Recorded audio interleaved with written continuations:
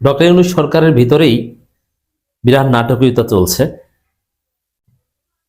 কি নাটকীয়তা সেটা এখন ফাঁস করবো, আপনাদের জানাবো। বিশেষ করে স্বরাষ্ট্র উপদেষ্টা এবং আইন উপদেষ্টাকে নিয়ে সন্দেহ সংশয়। আর বিএনপি সকল অপরাধের মূল, এটা আপনাকে বিশ্বাস করতে হবে এবং জনগণকে জানাতে হবে। এই সরকারের লোকজন যে অপকর্ম করে বা সরকার যে ব্যর্থতা, এর জন্য দায়ী বিএনপি। বিএনপির দালালি করতে যে বা বিএনপির যে খায়েশ পুরনো বন্দোবস্ত টিকিয়ে রাখা, ভারতের হেজিমনি ধরে রাখা, এই জন্যই বিএনপি পন্থী উপদেষ্টা বিএনপি পন্থী লোকজনকে দিয়ে বিভিন্ন কাজ করাচ্ছে, যার ফলে সরকার অনেক কিছু পাচ্ছে না। এটা জনগণকে বোঝান এবং বিশ্বাস করেন। প্রথমে অপরাধ মানে বিএনপি, বিএনপি মানে অপরাধ। চান্দাবাজি মানে বিএনপি, বিএনপি মানে চান্দাবাজ। যত অবৈধ অস্ত্র সব বিএনপির কাছে।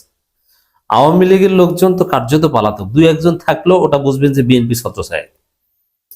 এবং প্রশাসন যত টাকা অপরাধ করছে, ব্যর্থতা দেখাচ্ছে ওই বিএনপির চাপে। অতএব সব সমস্যার গোড়া হচ্ছে বিএনপি। এটা আপনি না বুঝলে আপনি ভুল করছেন, নাম্বার ওয়ান। দ্বিতীয় হচ্ছে স্বরাষ্ট্র উপদেষ্টা এবং আইন উপদেষ্টার মধ্যে প্রচুর ভেজাল। অর্থ উপদেষ্টা, পরিকল্পনা উপদেষ্টা, এদের মধ্যে আরো বেশি ভেজাল। কিন্তু এরা ওইভাবে জনসম্পৃক্ত না বলে এদের কার্যক্রমের প্রভাব সরাসরি জনজীবনে পড়ে না। কিন্তু স্বরাষ্ট্র উপদেষ্টা এবং আইন উপদেষ্টার সিদ্ধান্তে মানুষের জীবন বিপন্ন হয়। অতএব তাদের নিয়ে শঙ্কা, স্বরাষ্ট্র উপদেষ্টা, আইন উপদেষ্টা এবং বিএনপিকে নিয়ে শঙ্কা। মূল সমস্যা এই জায়গায়। দর্শক, নাটকীয়তা কি দেখেন। একদিকে সরকার বলছে, স্বরাষ্ট্র উপদেষ্টা বলছেন তা পদত্যাগ করবো না, পদত্যাগ যদি করতাম তাহলে কি এখানে আসতাম, এখানে বসতাম। এদিকে পদত্যাগের যে আলটিমেটাম সেটা দূর হয়েছে, মানে শেষ হয়েছে, কিন্তু তিনি পদত্যাগ করছেন না। এবং যে সব শর্ত দেওয়া হয়েছে যে এটা না পারলে পদত্যাগ, সেই শর্তেও ব্যর্থ হয়েছেন। এবং বিপুল সংখ্যক মানুষ স্বরাষ্ট্র উপদেষ্টা পদত্যাগ চায়। ভিভি সাদিক কায়েমদেরও আলটিমেটাম ছিল, এটা না করতে পারলে পদত্যাগ করতে হবে। ইনকিলাব মঞ্চের আলটিমেটাম আছে, পদত্যাগ করতে হবে। তো দর্শক, এই জায়গায় স্বরাষ্ট্র উপদেষ্টার পদত্যাগ, যেহেতু ওসমান হাদির খুনিদের নাম বলতে পারছে না এবং রহস্যজনক কথাবার্তা বলছে যে অনেককে ধরছি কিন্তু বলা যাবে না তদন্তের স্বার্থে, আবার দেশে আসেন না বিদেশে আছেন বলা যাবে না, মানে সবকিছু রহস্যজনক। তো দর্শক, এই জায়গায় তার পদত্যাগের দাবি অত্যন্ত যৌক্তিক এবং স্বাভাবিক। কিন্তু তিনি বলছেন না, পদত্যাগ করবো না, পদত্যাগ করলে কি এখানে আসতাম। আবার তাকে ওখান থেকে সরিয়ে দেওয়া হবে, ওটা তাকে বলে দেওয়া হয়েছে ইউনূস সরকারের পক্ষ থেকে, বা এই স্বরাষ্ট্র উপদেষ্টা বস তিনি মোটামুটি ইঙ্গিত দিয়েছেন যে তাকে এখান থেকে সরিয়ে দেওয়া হতে পারে, পরিস্থিতি সামাল দেবে, তাকে দেওয়া হবে। আবার বিকল্প কাউকে খুঁজে বের করা কঠিন। নতুন কাউকে উপদেষ্টা পরিষদে নেওয়া হবে না, তবে উপদেষ্টা পরিষদের পোর্টফোলিও হয়তোবা সাফল করা হবে। সরকার এটা বলছে যে মন্ত্রিপরিষদ ঢেলে সাজানো হবে, উপদেষ্টা পরিষদ ঢেলে সাজানো হবে।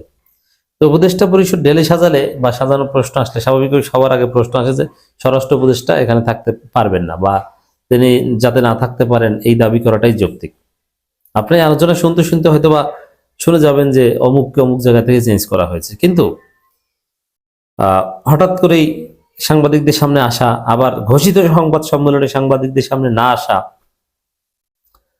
পদত্যাগ চলে যেতে হবে এটা বলার পরে একটু হাইবারনেশনে থাকা কয়েক ঘন্টার জন্য, আবার প্রকাশ্যে আসা, এগুলো হচ্ছে নাটকীয়তা।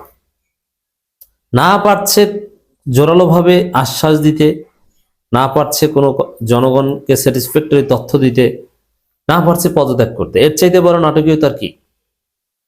অন দি আদার হ্যান্ড, আমাদের আইন উপদেষ্টাকে দেখেন, তিনি কি করছেন। আইন উপদেষ্টা বলছেন যে আমার নিজের নিরাপত্তা নিয়ে আমি শঙ্কিত। এইটা কোনো মন্ত্রীর ভাষা হতে পারে না। মন্ত্রীর দায়িত্ব হচ্ছে বাংলাদেশকে নিয়ন্ত্রণ করা, বাংলাদেশের নিরাপত্তা নিশ্চিত করা, প্রত্যেকটা নাগরিকের নিরাপত্তা নিশ্চিত করা, তার মধ্যে তার নিজেরও থাকবে। কিন্তু তিনি অসহায়ত্ব দেখাচ্ছেন কেন, এটা হচ্ছে সবচেয়ে বড় শঙ্কার জায়গা। তিনি বলছেন যে আমার নিজের নিরাপত্তা নিয়েই শঙ্কা। তাহলে আপনি সরকারে আছেন কেন? আপনি বিদেশ পালিয়ে যান, আপনি ইন্দোনেশিয়ার কোনো একটা দ্বীপে যান, অথবা ক্যারিবিয়ান কোনো কান্ট্রির একটা দ্বীপে যান, আপনার নিরাপত্তা নিয়ে কোনো শঙ্কা থাকবে না। আপনি সেটা পাচ্ছেন না, যাচ্ছেন না, দেশে থাকছেন, মন্ত্রণালয় একটা না 4-5টা চালাচ্ছেন, আইন মন্ত্রণালয়, প্রবাসী কল্যাণ মন্ত্রণালয়, আবার ক্রীড়া মন্ত্রণালয়, অমুক মন্ত্রণালয়, তমুক মন্ত্রণালয়, তো এত কিছু আপনি একা চালাচ্ছেন, আবার বলছেন যে আমার নিজের নিরাপত্তা নিয়ে শঙ্কা। তাহলে আপনি কি করছেন? আপনার অর্জনটা কি? তো এই ধরনের অপদার্থ সরকার আপনি, যে আপনার নিজের নিরাপত্তা আপনারা নিশ্চিত করতে পারছেন না। তাহলে আপনি চিন্তা করেন, যদি সরকার এই স্বরাষ্ট্র উপদেষ্টার নাটকীয়তা বলতেই পারছে না যে অপরাধীরা কোথায় কি, এবং বলতে সাহস পাচ্ছে না, এতটুকু হ্যাডম যদি না থাকে, এবং আইনমন্ত্রী নিজে যদি বলেন যে আমার নিজেরই নিরাপত্তা নাই, তাহলে তারা কিসের নির্বাচন করবে, কিসের সুষ্ঠু নির্বাচন করবে? আমরা আবারও বলি যে নির্বাচন হতে হবে, নির্বাচনের কোনো বিকল্প নাই। আমরা নির্বাচন চাই, নির্ধারিত সময় আমরা নির্বাচন চাই। তফসিল পেছানোর দাবিতে বিএনপি আন্দোলন করতে পারে, কারণ তারেক রহমানকে নিয়ে জটিলতায় পড়ার যথেষ্ট সম্ভাবনা রয়েছে। এই জন্য বলতে পারে যে একটু পিছিয়ে দেন, পিছিয়ে। আবার খালেদা জিয়া অসুস্থ, এটা নিয়েও জটিলতায় পড়তে পারে। তো এই জায়গায় যারা কিসের সুষ্ঠু নির্বাচন করবে, কিভাবে সুষ্ঠু নির্বাচন করবে?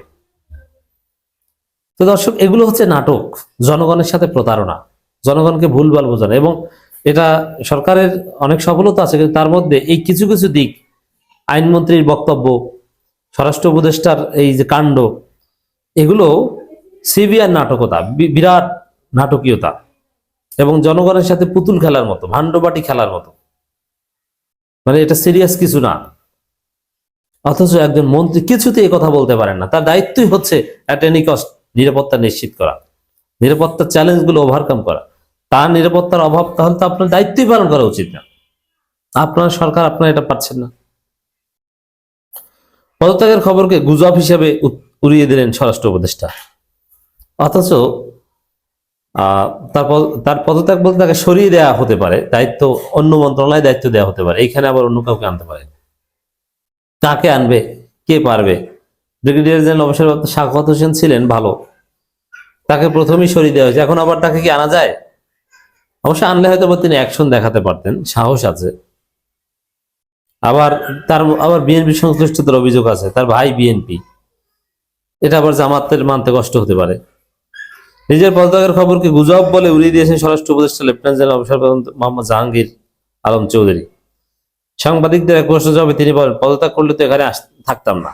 অথচ তাকে পদত্যাগের বা দায়িত্ব ছেড়ে দেওয়ার প্রস্তুতি নিতে বলা হয়েছে, এটা আমি জেনে বলছি। সচিবালয় স্বরাষ্ট্র মন্ত্রণালয়ের সম্মেলন কক্ষে অনুষ্ঠিত আইন শৃঙ্খলা সংক্রান্ত বৈঠকে শেষে সাংবাদিকদের কথা বলেন। সাংবাদিকদের এই কথা বলেন, কিন্তু ওসমান হাদির হত্যাকাণ্ড নিয়ে সাংবাদিকরা সরাসরি প্রশ্ন করলে কিছু বলতে পারেন না, বা সেখানে সংবাদ সম্মেলনে যান না। মানে ওসমান হাদির হত্যাকারীদের নেপথ্যে কারা, এটা হয়তো জেনে গিয়েছেন, কিন্তু তাদের নাম বলতে সাহস পাচ্ছেন না। এই যদি হয় সরকারের অবস্থা, তারা কিভাবে সুষ্ঠু নির্বাচন উপহার দিবে?